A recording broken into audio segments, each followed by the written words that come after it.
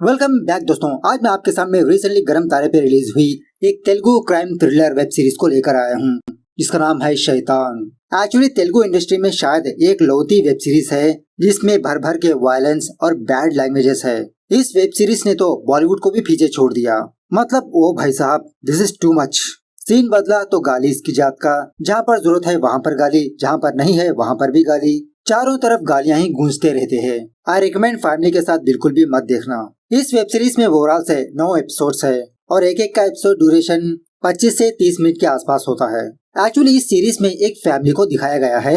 ये फैमिली ना चाहकर भी क्राइम्स करने लगते हैं, क्राइम की दुनिया में फंस जाते हैं। इस दरमियान में इनकी जिंदगी में काफी सारे उतार चढ़ाव आते हैं और सीरीज में राजनीति को भी दिखाया गया है कि किस तरह से राजनीति के लोग लोगों का इस्तेमाल करते हैं, क्रिमिनल्स का इस्तेमाल करते हैं।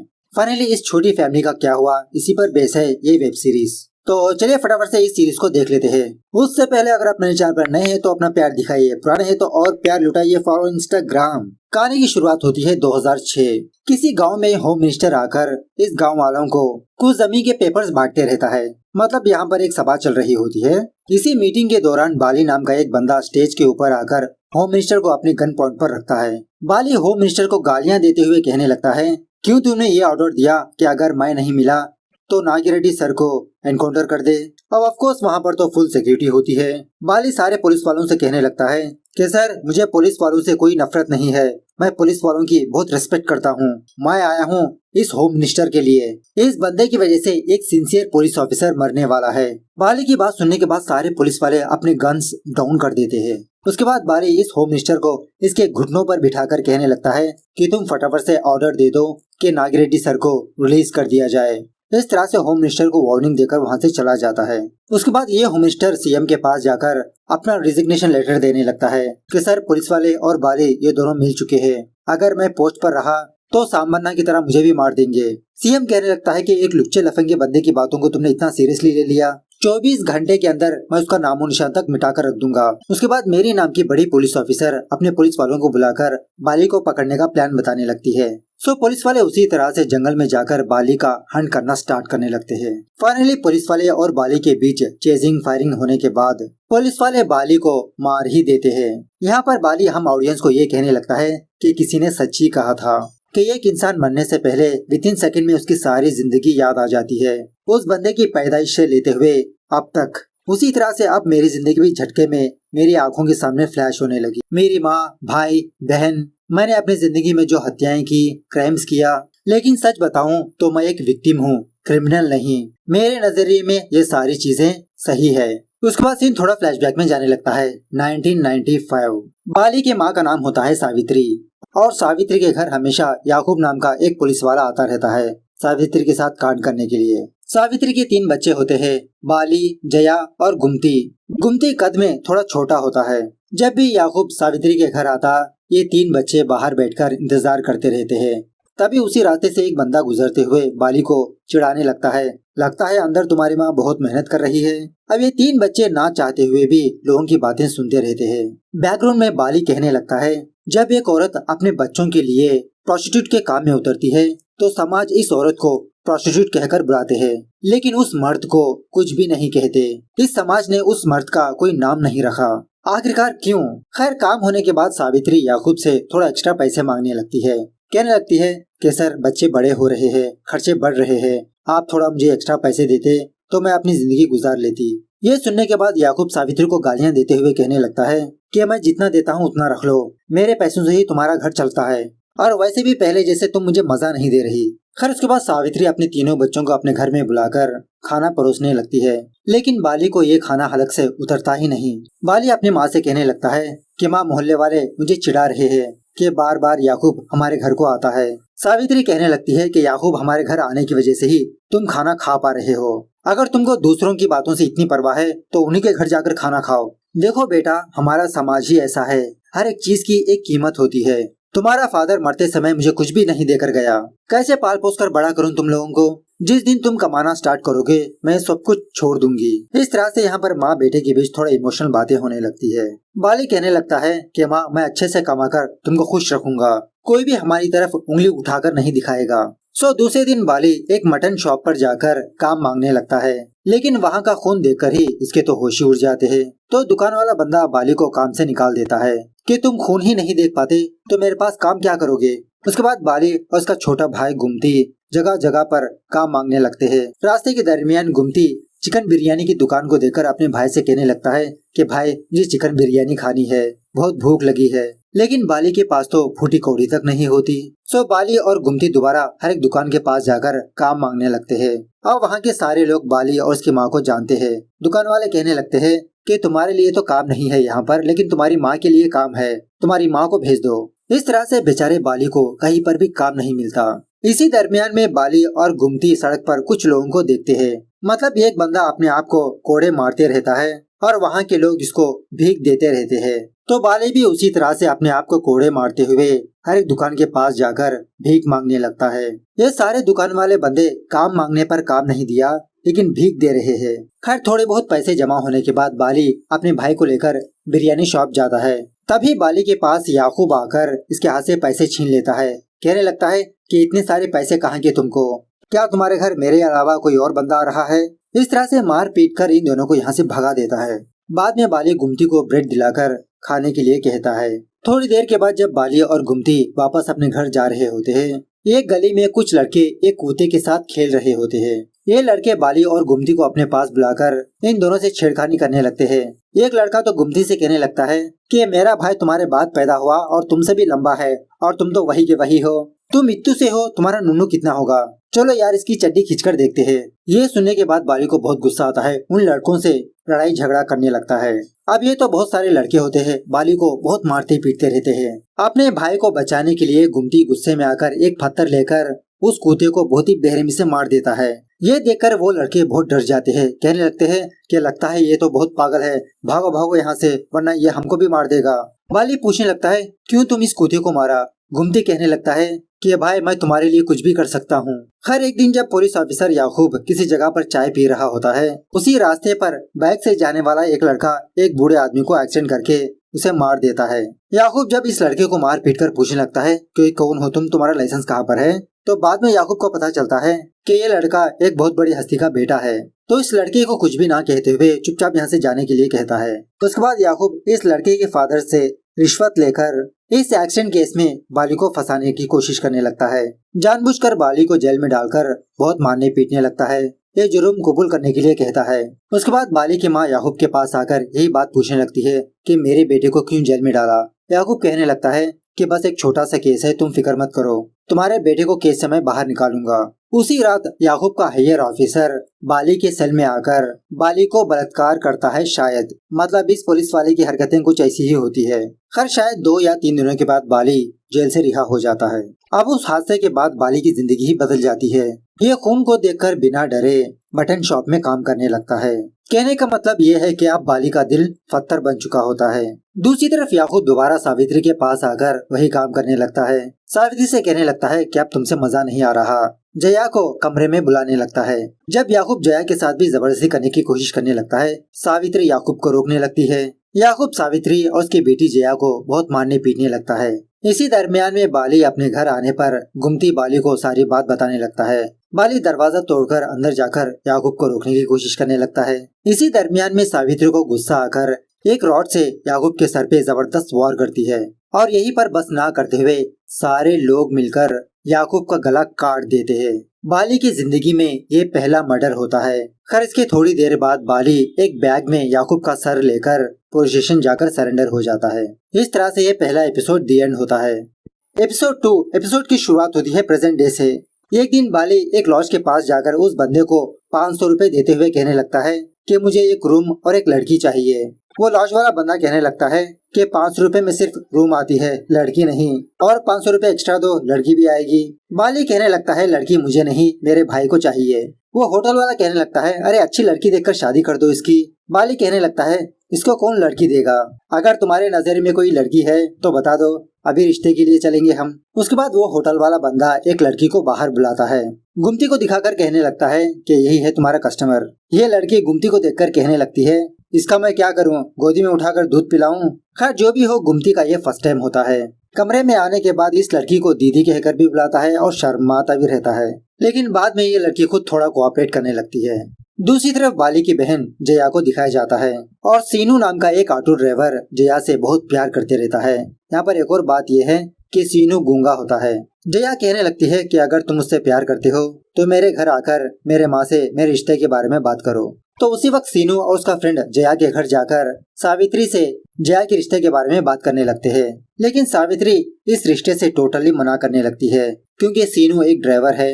सावित्री की जिंदगी भी एक ड्राइवर की वजह से ही बर्बाद हो गई।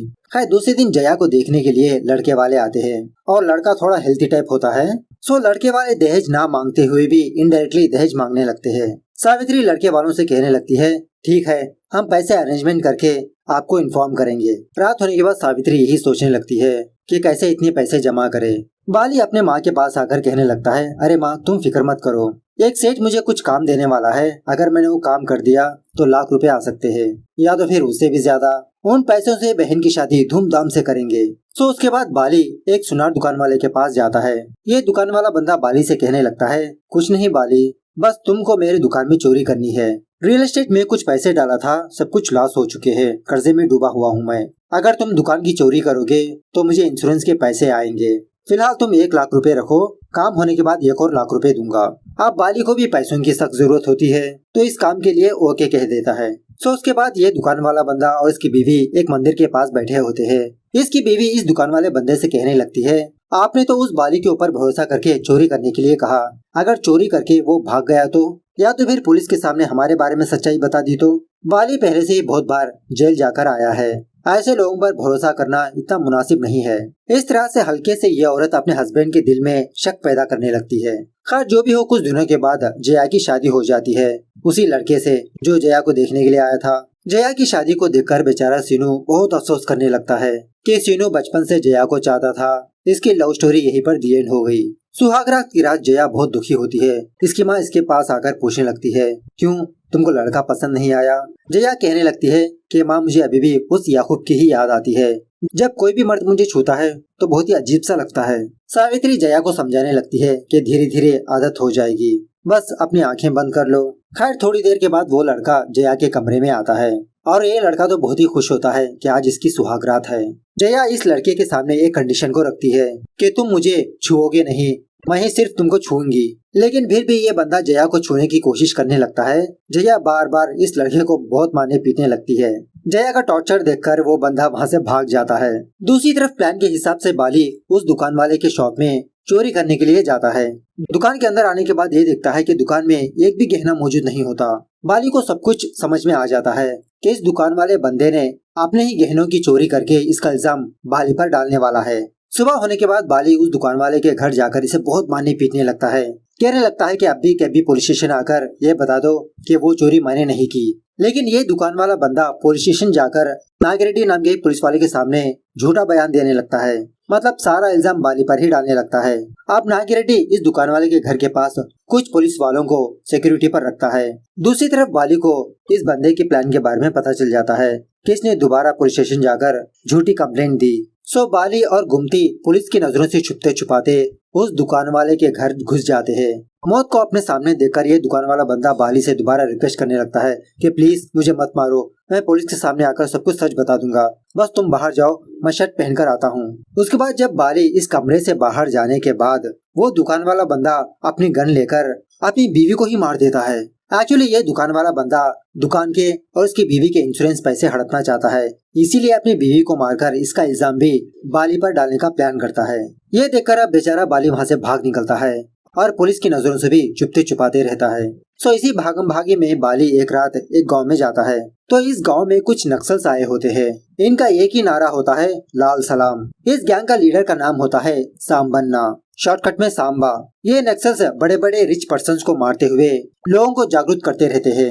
इन्हीं नक्सल्स में कलावती नाम की एक लड़की होती है जिसकी बातें बाली को बहुत भा जाती है। कलावती की बातें सुनने के बाद बाली ठान लेता है कि ये भी इनके गैंग में शामिल होगा। खैर इसी मीटिंग के दौरान यहाँ पर पुलिस वाले आने की वजह से ये सारे नक्सल्स वहाँ से भागने लगते हैं और इसी तरह बाली भी। जब कलावती पुलिस के हाथों पकड़े जाने वाली होती है, बाली कलावती को बचा लेता है। दूसरी तरफ सांबा और कुछ लोग किसी के घर में जाकर छुपे रहते हैं और इसी तरह चारों तरफ पुलिस वाले भी होते हैं। सांबा अपने टीम मेंबर्स को बचाने के लिए ये पुलिस के सामने आकर सरेंडर हो जाता है। दूसरी तरफ बाली और कलावती भी किसी दूसरे के घर में आकर छुप जाते हैं। सो यहाँ पर बातों ही बातों में बाली कलावती से कहने लगता है कि मैं भी आपकी गैंग में शामिल होना चाहता हूँ। कलावती कहने लगती है कि हमारी लड़ाई एक पवित्र लड़ाई है, तुम जैसे गुंडे के लिए हमारे पास कोई स्थान नहीं है। लेकिन बाली कलावती के सामने अपनी दुख भरी दास्तान रखते हुए से रिक्वेस्ट करने लगता है। कलावती कहने लगती है कि मैं सेंट्रल से बात करूंगी। दूसरी तरफ नक्सल का एक बंदा अपने फैमिली को देखने के लिए घर आता है, बीवी और बेटा। पुलिस वाले यहाँ पर भी आकर घेर लेते हैं। ये देखकर ये नक्सल सरेंडर होने लगता है, लेकिन पुलिस वाला नागरेड्डी एक नक्सल को गोली मार के मार देता है और दूसरे नक्सल के घर को पेट्रोल डालकर जला देता है उसकी फैमिली को। उसके बाद कलावती बाली को लेकर अपने ठिकाने पर आती है। तो यहाँ पर ये नक्सल यही प्लान करने लगते हैं कि पुलिस वालों ने सांबा को गिरफ्तार किया, हमको इसका बदला लेना पड़ेगा, अब तो एक बड़ी हस्ती को ही उड़ाना पड़ेगा। बाली कहने लगता है कि मैं ये काम करूंगा। इस तरह से दूसरे दिन जब होम मिनिस्टर किसी गांव में आता है तो बाली अपना गेटअप चेंज करके होम मिनिस्टर पर फायरिंग करने लगता है, लेकिन लकीली होम मिनिस्टर बच जाता है। उसके बाद क्या था, पुलिस वाले और बाली के बीच बहुत जबरदस्त हाथापाई होने लगती है, फायरिंग होने लगती है, लेकिन फाइनली पुलिस वाले बाली को पकड़ ही लेते हैं। एपिसोड 3 एपिसोड की शुरुआत में ही बाली जेल आता है और बैकग्राउंड में हम ऑडियंस को ये कहने लगता है कि जिन फालतू लोगों को ये मिलना नहीं चाहिए था, ये सारे फालतू लोग इसी जेल में मौजूद है और इसी जेल में ओबलेश नाम का एक बंदा होता है और अनलकीली ओबलेश बाली का गुरु होता है। खैर जेल के अंदर आने के बाद ओबलेश बाली के काम को देखकर बहुत अप्रिशिएट करने लगता है कि इसने होम मिनिस्टर पर ही अटैक किया। उसी वक्त एक बंदा ओबलेश से मिलने के लिए आता है। अब ओबलेश अपनी हवा दिखाने के लिए बाली को भी अपने साथ ले जाने लगता है। खैर ये बंदा ओबलेश के पास एक सुपारी लेकर आता है, मतलब इसका कुछ रियल एस्टेट का प्रॉब्लम होता है और वो बंदा इसी जेल में मौजूद होता है जो इस बंदे को प्रॉब्लम दे रहा होता है। ओबलेश से कहने लगता है कि आपको उसे मार देना होगा। ओबलेश कहने लगता है कि जेल में उसको मारना इट्स इम्पॉसिबल, अगर जेल के बाहर होता तो बात अलग थी, लेकिन ये बंदा ओबलेश से रिक्वेस्ट करने लगता है अगर ये काम कर देगा तो बहुत अच्छी कीमत मिलेगी। तो ओबलेश फिलहाल के लिए हाँ कह देता है और एक्चुअली ओबलेश लड़कियों का दीवाना होता है, जेल में भी प्रोस्टिट्यूट्स को बुलाकर समझ जाओ। दूसरी तरफ नक्सल का एक बंदा जिसका नाम होता है रंगन्ना, वो बाली के घर आता है। एक्चुअली नक्सल के कुछ लोग कुछ पैसे बाली के घर में रखा होता है, वही पैसे लेने के लिए बाली के घर आता है। तो बाली की बहन जया इनमें से थोड़े से पैसे निकालकर रंगन्ना को देती है और रंगन्ना ये चीज चोरी चुपके देख भी लेता है, लेकिन जया को कुछ नहीं कहता। जब जया के साथ जबरदस्ती करने ही वाला होता है तभी इसकी माँ आ जाती है। इस तरफ जेल में बाली ओबलेश से कहने लगता है कि भाई मैं शंकर को मारूंगा, वही जिसने जेल आकर ओबलेश को जिसकी सुपारी दी थी उसी का नाम होता है शंकर। ओबलेश कहने लगता है कि इसको मारना इतना आसान नहीं। बाली कहने लगता है अरे भाई आप फिक्र मत करो, काम होने के बाद डील में क्या आधे पैसे मुझे दे दो। उसके बाद बाली की माँ और बहन बाली से मुलाकात करने आते हैं जेल। यहाँ पर बाली को ये बात पता चलती है कि पहली रात को ही इसका जीजा डर के भाग गया और उसी तरह बाली अपने माँ से ये कहने लगता है कि नेक्स्ट टाइम अपने साथ गुमती को लेकर आना, उससे कुछ काम है। खैर इसी दरमियान में सांबन्ना जो जेल में होता है वो अपने आदमियों को इन्फॉर्मेशन भेजकर एक पुलिस स्टेशन के ऊपर हमला करने के लिए कहता है। इस हमले में बहुत सारे पुलिस वाले और नक्सल्स मारे जाते हैं। इस अटैक में ऑलमोस्ट नक्सल्स की ही जीत होती है। इस अटैक के बाद होम मिनिस्टर सारे पुलिस वालों को इकट्ठा करके कहने लगता है कि तुम लोग कुछ भी कर लो, नेक्स्ट महीने तक मैं नक्सल्स का नाम सुनना नहीं चाहता। तो इसी मीटिंग में विजय कुमार नाम का एक बहुत ही सिंसियर पुलिस ऑफिसर होता है। होम मिनिस्टर से कहने लगता है कि सर हम लोगों को एक टीम फॉर्म करनी होगी जो स्पेशली ये ऑपरेशन कर पाए। जिस तरह से नक्सल्स अपने लक्ष्य के लिए लड़ते हैं, हम पुलिस वालों को भी ऐसे ही काम करना चाहिए। सो उसके बाद विजय कुमार एक स्पेशल टीम बनाकर जगह जगह पर नक्सल्स की खोज करने लगता है। इसकी स्पेशल टीम नक्सल्स को चुन चुन के मारने लगती है, चाहे ये लोग किसी जगह पर छुपे हो। ये नक्सल्स पुलिस के सामने सरेंडर होने लगते हैं, लेकिन इसके बावजूद भी विजय कुमार इन लोगों को मार गिराता है। खैर ये होने के बाद गुमती बाली से मिलने के लिए जेल आता है। यहाँ पर बाली गुमती को शायद कुछ प्लान बताने लगता है। खैर दूसरे दिन जब कुछ कैदी वॉलीबॉल खेल रहे होते हैं, बाली ओबलेश के साथ ग्राउंड में आकर अपने हाथ में का वॉलीबॉल जेल के बाहर फेंकने लगता है। अब जेल के बाहर ऑलरेडी गुमती मौजूद होता है। उस वॉलीबॉल का सिग्नल देखकर गुमती उसी जगह पर एक बॉम्ब फेंकने लगता है। ये बॉम्ब फूटने की वजह से कुछ कैदी जख्मी हो जाते हैं। मौके का फायदा उठाकर बाली उस शंकर को मार देता है जिसकी ओबलेस ने सुपारी ली थी।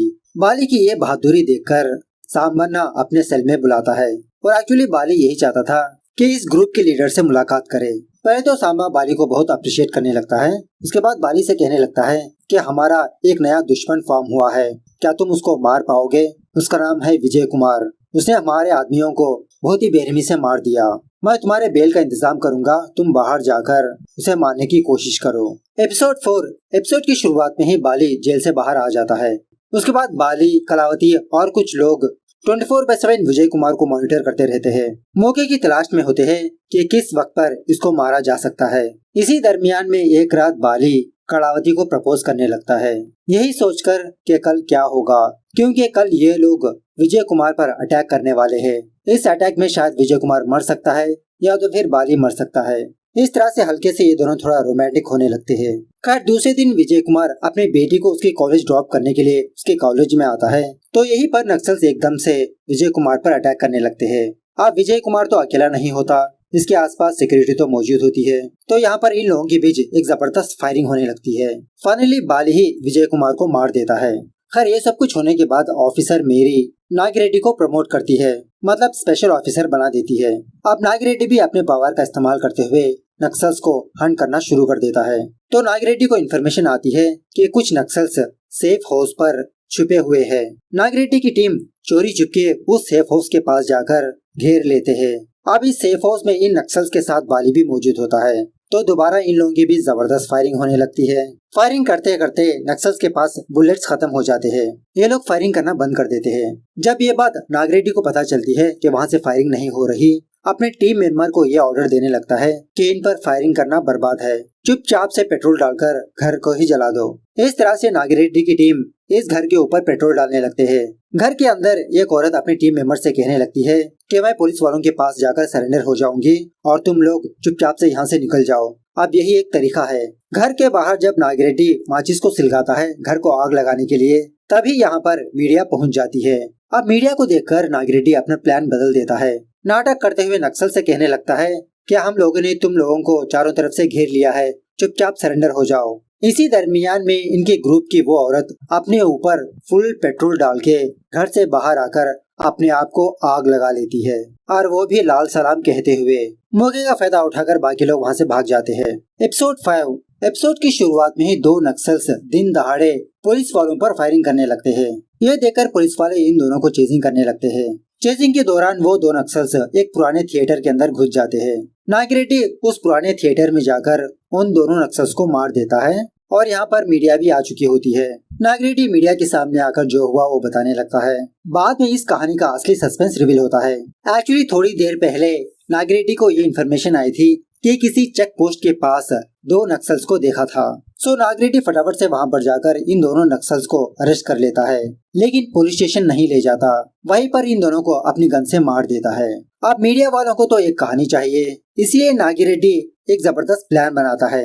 अपने किसी दोनों आदमियों के हाथ में गन देकर खुले बाजार में पुलिस वालों पर फायर करने के लिए कहता है। जब वो दोनों फायर करते हैं तो पुलिस वाले इन दोनों को पीछा करने लगते हैं। वो दोनों पुराने थिएटर में घुस जाते हैं। नागिरेड्डी उस पुराने थिएटर में जाकर अपने आदमियों को पीछे से रास्ते से भगाकर असली नक्सल्स की लाशों को यहाँ पर रख देता है। खैर जब ये बात मेरी को पता चलती है तो मेरी नागिरेड्डी को बहुत डांटने लगती है कि तुम तो बहुत बड़े एक्टर निकले, अब पुलिस डिपार्टमेंट के ऊपर धब्बा ना पड़े।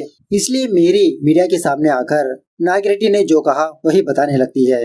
दूसरी तरफ बाली खुद मीडिया के सामने आकर ये खबर देने लगता है कि पुलिस के सामने सरेंडर होना चाहता है। सो जब यह खबर पुलिस वालों को पता चलती है, नागिरेड्डी वहाँ पर आकर बाली को गिरफ्तार कर ले जाता है। अगर इस टाइम बाली सरेंडर नहीं होता तो नागिरेड्डी बाली को भी फेक एनकाउंटर में उड़ा देता।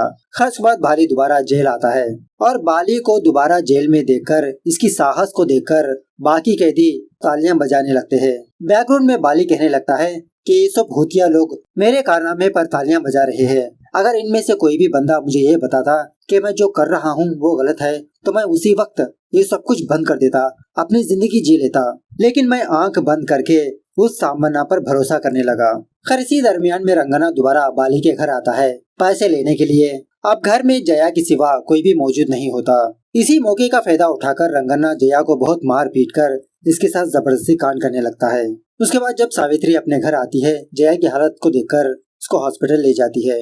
अब इसी हॉस्पिटल के पास सीनू उसका फ्रेंड भी आया होता है। वही सीनू वो गूंगा बंदा जो ऑटो ड्राइवर होता है। सो दोबारा जया को प्रपोज करने लगता है। इस बार जया सीनू को समझकर इसके प्यार को एक्सेप्ट कर लेती है। यह होने के बाद जया और उसकी माँ जेल जाकर बाली को ये बात बताने लगते हैं कि रंगन्ना ने जया के साथ ऐसी हरकत की। बाली की माँ बदला लेने के लिए कहती है उसकी नुन्नू काट के उसके हाथ में दे दो, तब जाके सालों को पता चलेगा कि हमारे घर में भी कोई मर्द है, कोई भी हमारे घर की तरफ आंख उठाकर देखेगा तक नहीं। बाली कहने लगता है कि माँ रंगन्ना कोई मामूली बंदा नहीं है, मैं सामन्ना से बात करके देखता हूँ। सो उसके बाद बाली सामा के पास आकर कहने लगता है कि भाई मैं बहुत ही मुश्किल के काम कर कर जेल आया हूँ, लेकिन बाहर वो रंगन्ना मेरी बहन को बलात्कार किया। सांबा कहने लगता है हाँ, मुझे रंगन्ना सब कुछ बता दिया, तुम्हारी बहन भी कोई पतिव्रता नहीं है, हमारे पैसों में से थोड़े पैसे निकाल लिया था उसने, और उल्टा रंगन्ना पर झूठा इल्जाम लगाने लगी। और वैसे भी मुझे तुम्हारे खानदान के बारे में पता है, तुम्हारी माँ क्या करती थी और तुम्हारी बहन अपने हस्बैंड को छोड़कर बैठी है घर में। इस तरह से बाली के फैमिली के ऊपर ही उंगली उठाने लगता है। दूसरी तरफ नागिरेड्डी जेल आकर एक कैदी से बाली की सुपारी देने लगता है कि मैं तुमको बाली के सेल में डालूंगा, मौका देकर तुम बाली को मार दो। अगर तुमने ये काम कर दिया तो नेक्स्ट अगस्त 15 को तुम जेल से बाहर होगे। इस तरह से वो कैदी बाली के सेल में आता है। रात को सोते समय ये कैदी बाली को मारने की कोशिश करने लगता है, लेकिन मार नहीं पाता, मतलब मौका नहीं मिलता इसको। दूसरे दिन कलावती बाली से मिलने के लिए जेल आती है और कलावती से बाली को ये बात पता चलती है कि कोई भी बाली को जेल से बाहर नहीं लाना चाहता। अब बेचारा बाली यही सोच के बैठा होता है कि आज या कल इसको बेल मिलेगी, ये जेल से बाहर जाएगा। सांबा पर पूरा भरोसा करके बैठा होता है कि टाइम आने पर ये लोग ही बाली को बाहर निकालेंगे। इसी बातों में बाली कलावती से कहने लगता है कि तुम मेरे भाई गुमती से मुलाकात करके रंगन्ना से मिलने के लिए कहो। सो दूसरे दिन गुमती रंगन्ना के घर आकर कहने लगता है कि भाई मेरी बहन जया ने आपको याद किया। इस तरह से पहले गुमती रंगन्ना को किसी पहाड़ के ऊपर ले जाकर बिरयानी दारू वगैरह पिलाने लगता है। जब रंगन्ना नशे में धुत हो जाता है, मौका देकर गुमती उसको मारने की कोशिश करने लगता है, लेकिन मार नहीं पाता। इन दोनों के बीच जबरदस्त हाथापाई होने लगती है, लेकिन फाइनली गुमती रंगन्ना का सर उसके धड़ से अलग कर ही देता है। उसके बाद गुमती जेल के बाहर आकर रंगन्ना के सर को एक लकड़ी में चुबाकर ऊपर उठाने लगता है ताकि इसका सर बाली देखे। रंगन्ना का कटा हुआ सर देखकर बाली बहुत खुश होने लगता है। उसी वक्त वो कैदी जो नागिरेड्डी ने कहा था ना कि बाली को मार दो, वो बंदा आकर बाली के सर पर हमला करने लगता है, लेकिन बाद में पता चलता है कि बाली मरा नहीं होता। एपिसोड 6 एपिसोड की शुरुआत में ही एक छोटी सी झलक देखने को मिलती है, और वो भी जबरदस्त वाली। बाली की माँ, उसकी बहन, उसका छोटा भाई किसी को मार रहे होते हैं। सावित्री कहने लगती है कि हमको माफ कर दो बेटा, अगर हमको जिंदा रहना है तो तुमको मरना पड़ेगा। इस तरह से इसका भी गला काट कर मार देते हैं। किसका गला काटते हैं वो आगे जाके पता चलेगा। खैर सीनू प्रपोज करने की वजह से जया और सीनू की शादी हो जाती है, और सुहाग वाली रात को जया सीनू से बिना डरे इसको हक करके सोने लगती है। दूसरी तरफ पुलिस वालों को ये बात पता चल जाती है कि रंगन्ना को किसी ने मार दिया। पुलिस ऑफिसर मेरी को सीएम से प्रेशर आने लगता है कि फटाफट से इस केस को सॉल्व करो, और मेरी ये केस नागिरेड्डी को सौंपती है। और यहाँ पर एक और बात ये है कि मीडिया में ये बात फैल चुकी होती है कि रंगन्ना को पुलिस वालों ने ही मारा होगा, क्योंकि रंगन्ना तो नक्सल का आदमी होता है। सो मेरी कहने लगती है कि फटाफट से इस केस को सॉल्व करके दुनिया को प्रूव करना होगा कि पुलिस वालों ने रंगन्ना को नहीं मारा। दूसरी तरफ कलावती बाली को देखने के लिए हॉस्पिटल आती है, और हॉस्पिटल में ऑलरेडी बाली की फैमिली मौजूद होती है। कलावती को यहाँ पर देखकर इन दोनों को अकेला छोड़ देते हैं। सो सडनली कलावती बाली से पूछने लगती है कि रंगन्ना को आप लोगों ने ही मारा है ना। बाली कलावती से झूठ बोलने लगता है कि हम रंगन्ना को क्यों मारेंगे, उससे हमारी क्या दुश्मनी है। कलावती बार बार पूछने पर बाली कबूल कर ही लेता है। सच सुनने के बाद कलावती बाली पर बहुत गुस्सा करने लगती है। बाली कहने लगता है कि उसने मेरी बहन का बलात्कार किया, सामन्ना के पास गया तो उसने मुझे न्याय नहीं दिया, और ऊपर से सामन्ना मेरी फैमिली को जलील भी किया। एक भाई होने की हैसियत से मुझे जो अच्छा लगा मैंने वही किया। कलावती कहने लगती है कि यहाँ पर सच गलत की बात नहीं है बाली, हम लोगों का एक रेजोल्यूशन है, हमारे भी कुछ रूल्स है, उन रूल्स को फॉलो करना पड़ेगा। अगर सामन्ना ने तुम्हारी बात को नहीं मारा तो तुमको सेंट्रल को बताना चाहिए था। बाली कहने लगता है कि कलावती ये सच सिर्फ तुमको ही पता है, आशा करता हूँ कि तुम भी इस सच को अपने अंदर ही दफन कर लो। इस तरह से रिक्वेस्ट करने लगता है, लेकिन कलावती कुछ भी जवाब ना देते हुए चुपचाप वहाँ से चली जाती है। उसके बाद बाली अपने फैमिली मेंबर्स को बुलाकर यही कहने लगता है कि मैंने कलावती को सच बता दिया, लेकिन उसने कुछ भी जवाब ही नहीं दिया। सरस्वती कहने लगती है तो बेटा अब हमको उसको भी मारना पड़ेगा, कितने दिनों तक हम छुप कर रहेंगे। बाली कहने लगता है नहीं माँ, कलावती मुझसे बहुत प्यार करती है, मुझे भरोसा है कि वो सच किसी को नहीं बताएगी। सो उसके बाद सरस्वती, जया, गुमती कलावती के घर जाते हैं। पहले तो सरस्वती कलावती को बहुत ही अच्छी बातों से समझाने लगती है कि देखो बेटा, तुम हमारे घर की होने वाली बहू हो, यह हमारी फैमिली का मामला है, अगर तुम किसी को बताओगी तो वो लोग गुमती को मार देंगे। कलावती कहने लगती है मारे तो मारे, उसने गलती की, वो सजा पाएगा। इस तरह से सरस्वती बहुत देर तक कलावती से रिक्वेस्ट करने लगती है। जब कलावती नहीं मानती, पहले सावित्री कलावती के पेट में स्टैब करती है, बाद में ये तीनों मिलकर कलावती का गला काट देते हैं। यही सीन एपिसोड की स्टार्टिंग में दिखाया गया था। कलावती के बारे में जानने के बाद बेचारा बाली बहुत रोने लगता है। बाली ने कलावती के साथ काफी सारी चीजें सोचकर रखा था, शादी होगी, बच्चे होंगे। खैर अब कलावती की मौत देखकर मीडिया वाले सारा इल्जाम पुलिस वालों पर डालने लगते हैं। सो ये देखकर होम मिनिस्टर मेरी को बुलाकर इसकी बहुत ही लंबी क्लास लेने लगता है, फटाफट से इस केस को सॉल्व करने के लिए कहता है। उसके बाद नागिरेड्डी अपनी इन्वेस्टिगेशन करना स्टार्ट करने लगता है। इन्वेस्टिगेशन में इसको ये बात पता चलती है कि कुछ लोगों ने एक छोटे बच्चे को देखा, लेकिन नागिरेड्डी को ये बात समझ में नहीं आती कि एक 10 साल का बच्चा इतने बड़े रंगना को कैसे मार सकता है। इसी दरमियान में एक शॉर्ट पर्सन नागिरेड्डी के लिए चाय लाकर देता है। सो इस बंदे को देखकर नागिरेड्डी को बाली के भाई की याद आती है कि गुमती भी छोटे कद का बंदा है ना। सो दूसरे दिन नागिरेड्डी जेल जाकर बाली से मुलाकात करता है। इसके सामने एक ऑफर रखता है कि तुम नक्सल्स की सारी इन्फॉर्मेशन हमको दो, मतलब कल तक तुम नक्सल्स के लिए काम करते रहे, लेकिन उन्होंने तुम्हारी मार ली, अब तुम हमारे लिए काम करो, तुम्हारे ऊपर एक भी केस नहीं रहेगा। और वैसे भी बाली, मुझे पता चल चुका है कि रंगन्ना और कलावती को मारने में तुम्हारे भाई का ही हाथ है।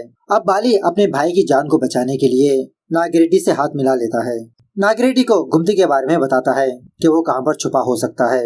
नागिरेड्डी गुमती के पास जाकर इसको अरेस्ट कर लेता है और मीडिया को बुलाकर यही स्टेटमेंट देने लगता है कि रंगन्ना और कलावती को इसने ही मारा, इस काम में पुलिस वालों का हाथ नहीं है, क्योंकि अगर गुमती जेल में रहेगा तभी गुमती सेफ हो सकता है। खैर ये बात सांबा को पता चल जाती है कि रंगन्ना और कलावती को बाली के भाई गुमती ने मारा। इन्हीं पुलिस वालों में से एक पुलिस वाला होता है जो सांबा को इन्फॉर्मेशन देते रहता है। उसके बाद नागिरेड्डी गुमती को लेकर जंगल की ओर जाने लगता है। बेचारा गुमती यही सोचने लगता है कि इसको रिहा कर रहे हैं। जंगल में छोड़ने के बाद गुमती से कहने लगता है कि तुम यहाँ से अपने रास्ते से चले जाओ और हम अपने रास्ते से। पुलिस वाले जाने के बाद गुमती को सारे नक्सल्स घेर लेते हैं, मतलब नागिरेड्डी ने गुमती को नक्सल्स के हवाले कर दिया। इस तरफ जेल में सामन्ना बाली को बुलाकर कहने लगता है, अरे बाली, जेल के बाहर एक बार देखो।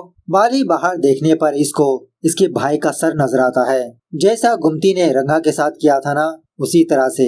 ये देखकर बेचारा बाली बहुत रोने लगता है। गुमती एक ऐसा बंदा था जो आंख बंद करके बाली की बात को मानता था। एपिसोड 7।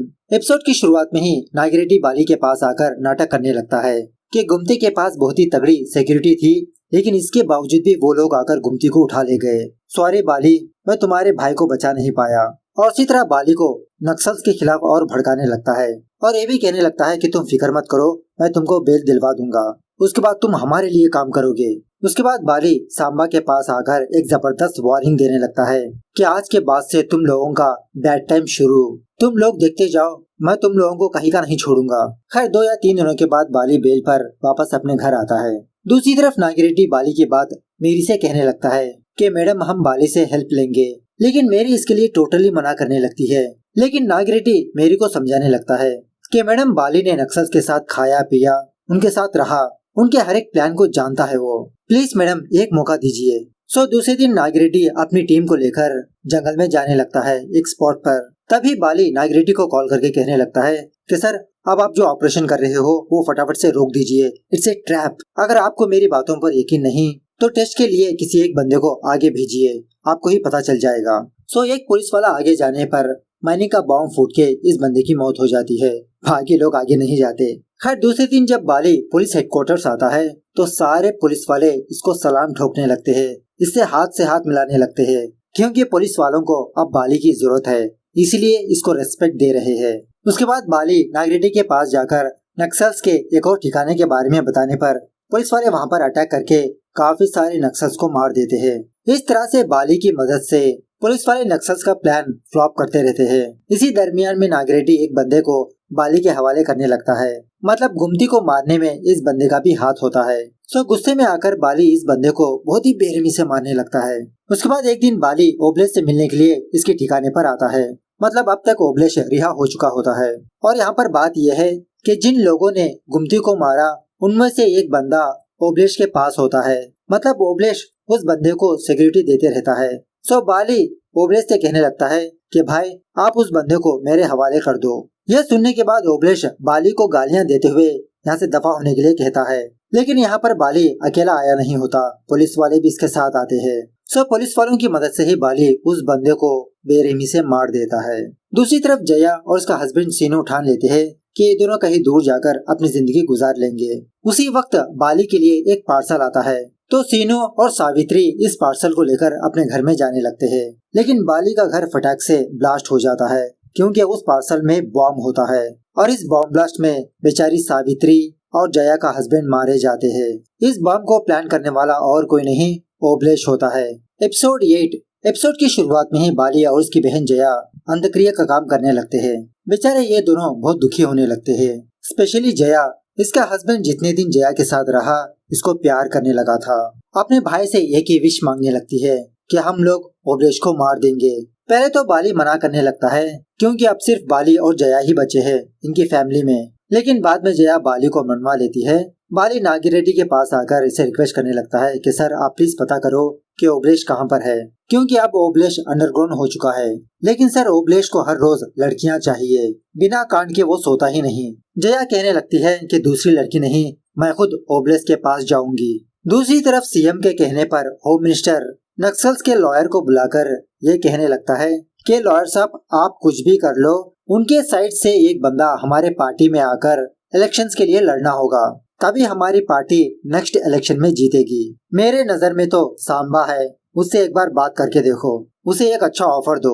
दूसरी तरफ जया ओबलेश के पास जाने लगती है बुर्का पहनकर एज ए प्रोस्टिट्यूट की तरह। अब उसी ऑटो को नागिरेड्डी और बाली भी फॉलो करते रहते हैं। लेकिन एक सड़क पर आने पर इनकी नजरों से वो ऑटो मिस हो जाता है। मतलब उस सड़क पर सेम ही तरह के 3 ऑटोस होते हैं। समझ में नहीं आता कौन सी ऑटो में जया बैठी है। खैर फाइनली जया ओबलेश के पास आ ही जाती है। ओबलेश जया की चेकिंग करने पर इसके पास एक हिडन माइक होता है। उसके बाद ओबलेश जया को हुलिया बदलाकर दूसरी जगह पर ले जाने लगता है ताकि पुलिस वाले इसको ट्रैक ना कर सके। दूसरी जगह पर आने के बाद जया खुद ओबलेश से कांड करने के लिए कहती है। इस सीन में गालियां होती है भाई साहब, ओ माय गॉड। जब ओबलेश कांड करके थक जाता है उसी वक्त जया कोई चीज लेकर ओबलेश का गला काट देती है। ओबलेश भी मरते मरते चाकू लेकर जया के सीने में स्टैब कर देता है। इस तरह से ये दोनों इसी हालत में मर जाते हैं। दूसरी तरफ वो लॉयर सांबा के पास आकर होम मिनिस्टर का ऑफर रखने लगता है कि उनकी पार्टी चाहती है कि तुम उनके लिए इलेक्शन में लड़ो। सांबा कहने लगता है अगर मैं उनके साथ मिल गया तो लोग क्या कहेंगे, हमारी लड़ाई का कोई मीनिंग ही नहीं बनती। लॉयर सांबा को समझाने लगता है कि हमको जीतना जरूरी है, चाहे वो लड़ाई के जरिए से क्यों ना हो या तो फिर कॉम्प्रोमाइज से। सो इस तरह से सांबा जेल से बाहर आकर रूरल पार्टी में मिल जाता है। यहाँ पर हमको एक जबरदस्त पॉलिटिक्स नजर आती है। ये है होम मिनिस्टर जो पुलिसों के जरिए से नक्सल्स को मरवाया, और दूसरा है सांबा जो इसी गवर्नमेंट के खिलाफ लड़ाई करता है और आज इसी गवर्नमेंट में मिक्स हो गया। और एक्चुअली सांबा इसीलिए पॉलिटिक्स में आया ताकि ये बाली को रास्ते से हटाया जाए। सो होम मिनिस्टर की बात मानकर मेरी नागिरेड्डी से कहने लगती है कि अब हमको बाली की जरूरत नहीं, उसको रास्ते से हटा दो, मतलब उसका एनकाउंटर कर दो। सो नागिरेड्डी उसी तरह से बाली को किसी जगह पर मिलने के लिए बुलाता है और बाली को सच बताने लगता है कि तुमको एनकाउंटर करने का ऑर्डर आया है। बाली कहने लगता है ऐसे कैसे एनकाउंटर कर दोगे, मैंने आपके डिपार्टमेंट के लिए क्या कुछ नहीं किया, आपके अंदर जरी भी लॉयल्टी नहीं है। सो बाली फाइनली अपने घुटनों पर बैठ जाता है, डिपार्टमेंट के लिए नहीं, नागिरेड्डी की दोस्ती के लिए। नागिरेड्डी बाली को मारने से पहले इसको एक सच बताने लगता है कि मैंने ही तुम्हारे भाई गुमती को नक्सल्स के हवाले किया। बाली कहने लगता है कि मैं जानता हूँ सारी बात ऑलरेडी, और मैंने आपको इसलिए नहीं मारा क्योंकि डिपार्टमेंट में बहुत सारे घिनौने लोग हैं, ये काफी हो जो ईमानदारी से काम करते हो, और इसी तरह मेरे सच्चे दोस्त। ये सुनने के बाद नागिरेड्डी इमोशनल होकर बाली को नहीं मारता, कहने लगता है कि तुम यहाँ से भाग जाओ, मैं डिपार्टमेंट को कुछ ना कुछ बता दूंगा। बाली एक छोटी सी रिक्वेस्ट करने लगता है कि सर मैं लास्ट सांबा को मारकर ही यहाँ से जाऊंगा, सांबा को मारने में आप मेरी मदद कीजिए बस। सो इस तरह से नागिरेड्डी से रिक्वेस्ट करने लगता है तो नागिरेड्डी भी मान जाता है। एपिसोड 9। एपिसोड की शुरुआत में ही किसी जगह पर पार्टी की मीटिंग चल रही होती है और इस मीटिंग में सामन्ना भी आता है। मीटिंग के दौरान बाली वहां पर आकर सामन्ना को फांसी लगाकर मार देता है। अब बाली को इस मीटिंग में लाने वाला और कोई नहीं नागिरेड्डी ही होता है। उसके बाद होम मिनिस्टर मेरी को बुलाकर इसे डांटने लगता है कि तुम पुलिस वाले होते हुए बाली अंदर आकर सांबा को मार दिया, क्या उखाड़ रहे थे तुम लोग? मुझे लगता है कि वो नागिरेड्डी इन्वॉल्व है इसमें, फटाफट से उसको पकड़ो। सो उसी तरह से कुछ पुलिस वाले नागिरेड्डी और उसके साथी को चकमा देकर पकड़ लेते हैं। बद्री जो नागिरेड्डी का साथी होता है वो उनकी चंगुल से बचकर बाली को ये बात बताने लगता है कि बाली, होम मिनिस्टर ने नागिरेड्डी सर को मारने का ऑर्डर दिया, अगर तुमने सरेंडर नहीं किया तो नागिरेड्डी सर मर जाएंगे। उसके बाद जब होम मिनिस्टर किसी मीटिंग पर होता है, बाली इसके माथे पर गन पॉइंट करने लगता है। यही सीरीज के स्टार्टिंग में दिखाया गया था।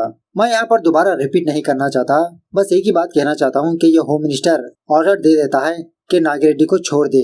खैर इसके बाद सीएम मेरी पर प्रेशर डालने पर मेरी बद्री को बुलाकर इसकी हेल्प करने के लिए कहती है, मतलब बाली को पकड़ने में। सो बद्री उसी तरह से बाली और नागिरेड्डी को कॉल करके किसी जगह पर आने के लिए कहता है। जब ये दोनों उस जगह पर आते हैं, नागिरेड्डी को पता चल जाता है कि ये सब कुछ एक ट्रैप है। तभी वहाँ पर बहुत सारे पुलिस वाले आकर बाली पर फायर करना स्टार्ट करते हैं। अब इसी फायरिंग के दौरान बेचारा नागिरेड्डी बाली को बचाते रहता है, लेकिन फाइनली मेरी बाली के माथे पर गोली मार ही देती है। यहीं पर बाली मरते समय अपनी सारी जिंदगी को याद करके हम ऑडियंस को सुनाते रहता है। बाली मरने के बाद नागिरेड्डी बहुत इमोशनल होने लगता है। इसका अंतक्रिया का काम भी यही करता है।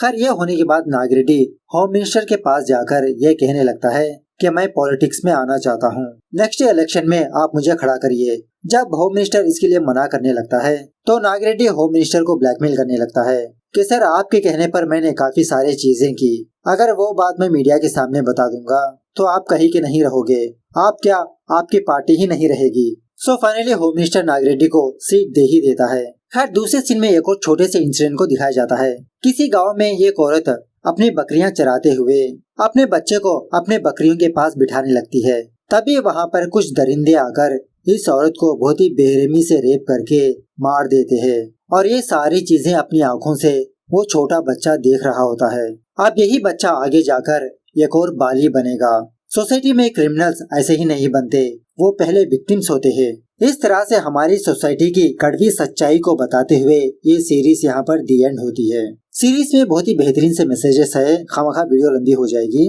खैर सीरीज कैसे लगी कमेंट करके बताना जरूर। मिलते हैं अगली वीडियो में, तब तक take care, bye bye, see you soon.